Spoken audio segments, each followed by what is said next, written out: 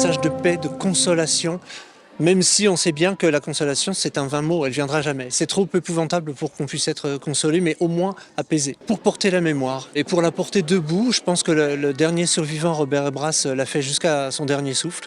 Il a témoigné, il a parlé, il a dit les choses avec toujours, je trouve, beaucoup de pudeur, beaucoup de sobriété. Et donc la résilience, elle est nécessaire pour ça, pour garder la mémoire dans sa justesse. Et même s'il y a de l'émotion, il ne faut pas que l'émotion prenne le pas sur la mémoire. Je crois que des jeunes qui viennent visiter Oradour, ils deviennent eux-mêmes porteurs de cette histoire.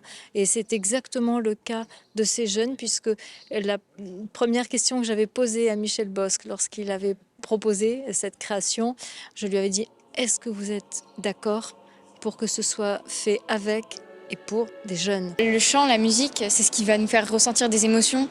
Du coup, on essaie de faire passer à travers le chant notre douleur, la douleur qu'ils ont dû ressentir. Et je connaissais l'histoire d'Oradour, mais je pense que faire ce projet, ça m'a vraiment aidé de mieux connaître le projet et l'histoire d'Oradour. Je me mets surtout à la place des familles.